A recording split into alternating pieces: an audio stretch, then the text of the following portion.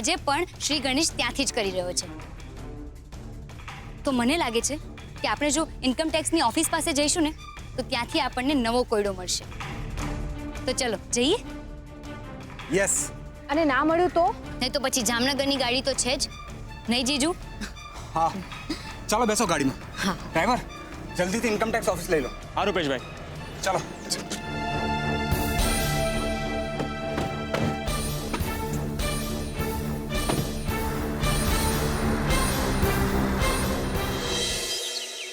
સાહેબ, આવો ગુલાબ આવો. સાહેબ ગજબ થઈ ગયો. પેલા પસાભાઈનો માણસ તો ગામ ભાગી ગયો. શું? હા, અને પસાભાઈએ તો એમ પણ કહ્યું કે જન્માષ્ટમીના કારણે એમને દુકાન રાતના 7 વાગે જ બંધ કરી નાખી હતી. તો પછી મોડી રાત્રે ટોપરું દેવા પેલા માણસ ક્યાંથી આવ્યો? સુશાંત ખરેખર ભારે માથાનો નીકળ્યો. એ સમજાતું નથી કે પૈસો એની માણસો માટે કેવું કેવું કામ કરાવે છે. સાહેબ, પેલા પસાભાઈએ પણ એ જ કહ્યું. એમને કહ્યું કે મોહનભાઈને કહેજો કે કિંજલબેનનું ધ્યાન રાખે. સાહેબ, કિંજલબેન ક્યાં છે?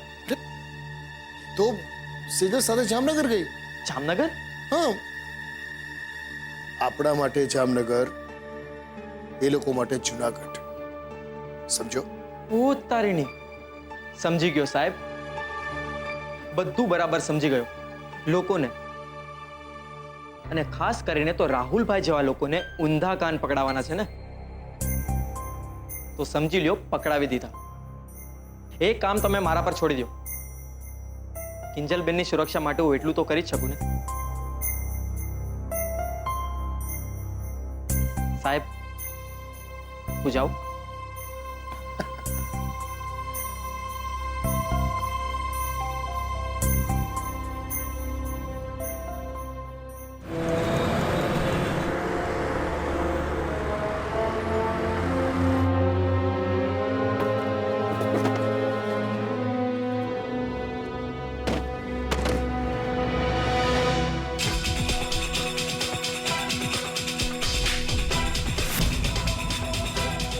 લો, પહોંચી ગયા આપણે ઇન્કમ ટેક્સ ઓફિસ. આગળ શું કિંજલ? મને તો અહીંયા આસપાસ એવું કાંઈ જ નથી દેખાતું જેનાથી આપણને ગેમ રમવા માટે આગળ કોઈ ક્લ્યુ મળે. શાંતિ રાખને સેજલ, મળી જશે. સુશાંતના મગજથી વિચારીશું ને તો નક્કી ક્લુ આવીને આપણા હાથમાં પડશે. મેડમ, આ તમારા માટે. એ ઉભા રહે, ક્યાં ભાગી જતું? રૂપેશ, જવા દે ને એને. આપણી પાસે આના માટે ટાઈમ નથી. કિંજલ, જો તો આ પડીકામાં શું છે? હા,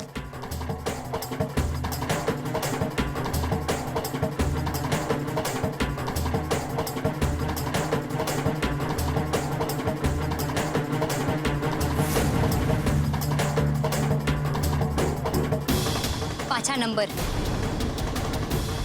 2 કે 3 થી આગળ વધીને હવે આ 1 થી 13 નંબર.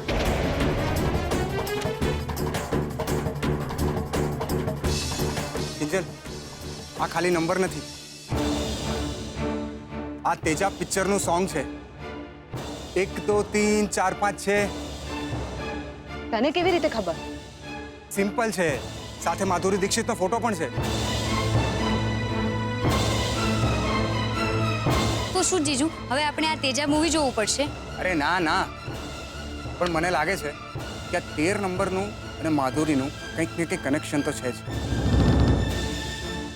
સેજલ, તું નેટ પર સર્ચ કરતો તો માધુરીનું અને 13 નંબરનું શું કનેક્શન છે. એના માટે ઇન્ટરનેટ પર સર્ચ કરવાની કોઈ જ જરૂર નથી. તને યાદ છે કિંજલ, થોડા દિવસો પહેલા છાપામાં એક એડ આવી હતી. નવી ડાન્સ એકેડમી શરૂ થઈ રહી છે. માધુરી દીક્ષિત જેવો જ ડાન્સ શીખો માધુરી પાસેથી જ. 1 2 3 અને એમાં પણ આ જ ફોટો હતો. એ હા, અને એમાં એમ પણ લખ્યું હતું કે તાપીનગરથી 13 કિલોમીટર દૂર. જીજુ ચાલો. હા ચાલો, થોડો ટ્રાફિક મળશે પણ પહોંચી જશું. ચાલો જલ્દી.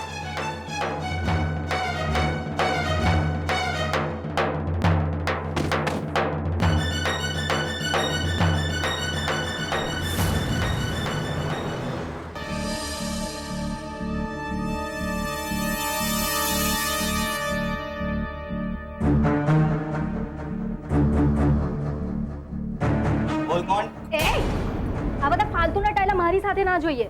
તને ખબર છે ને મને આ બધું નથી ગમતું. અરે બેબી, અને સ્ટાઇલ કહેવાય. ગિફ્ટ આપવાની સ્ટાઇલ. ગિફ્ટ? વાવ, મારા માટે? ખુશ્બુ ખુશ થઈ ગયા.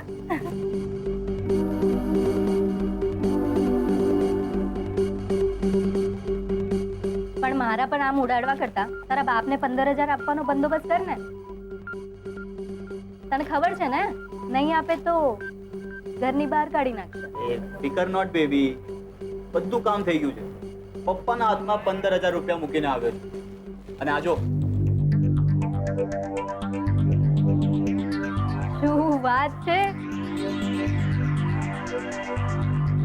3 મહિનો તને જ પડ્યો લાગે છે. જબરી હા, પૈસા જોઈને જ ખબર પડી ગઈ કે પૈસા ક્યાંથી આવ્યા. હું શું કહું, ચાલ ને આપણે આવતા મહિનાના 15,000 નું પણ બંદોબસ્ત કરી. ઉપ્સ, મને લાગે છે કે રોંગ ટાઈમ પર એન્ટ્રી મારી મેં.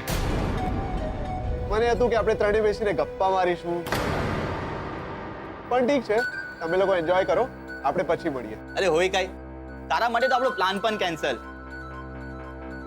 શું છે, આપણે થોડી શ્રાવણ પર ડિપેન્ડન્ટ છે. હે ખુશ્બુ, બોલ શું વાત છે? શું ઓર્ડર આપું? એક કામ કર, તું જ મને ઓર્ડર આપી દે. બંદા આપકી સેવા મેં હાજર હે. અરે કઈ નહીં ભાઈ, હું તો બોર થતો તો, એકલો હતો, તો મને થયું કે મળું, વાતો કરું.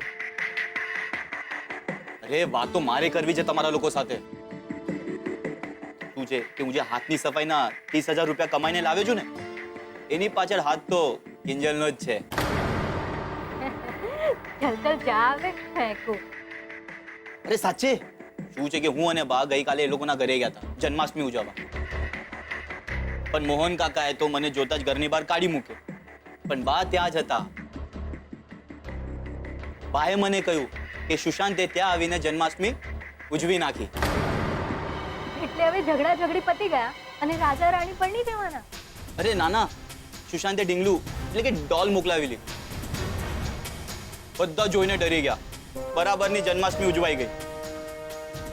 એ ઉત્કર્ષ, તને વાંધો ના હોય તો ચાલ ને અમારી સાથે. હું આજે 15 ના 25 કરવાના ફૂલ મૂડમાં છું. બોલ, આપીશ કંપની? અરે નાના ભાઈ, તમે લોકો જાઓ. ક્યારે ક્યારે મને પોતાની જાતને કંપની આપવી ગમે છે. ઠીક છે.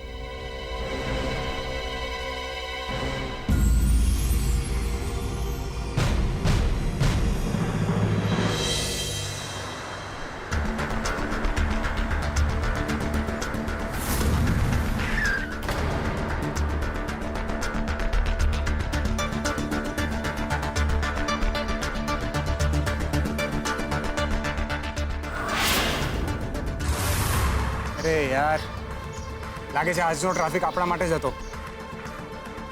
આપણે અહીં આવી તો ગયા, પણ ક્લાસ તો બંધ લાગે છે.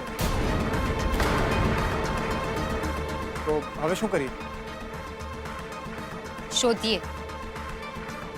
મને લાગે છે જો આપણે સાચી દિશામાં છીએ તો અહીંયા ક્યાંક જ સુશાંતે ક્લુ છોડ્યો હશે. ચલો શોધીએ. ચાલો. એક મિનિટ ઉભા રહો. ક્યાં જવું છે તમને? અમે તો બસ એક મિનિટ. અરે બેન, તમે આવી ગયા? આ તમારા ચક્કરમાં બહુ મોડું થઈ ગયું મને ઘર જવામાં. હાલ્યો તમારું કાગળિયું.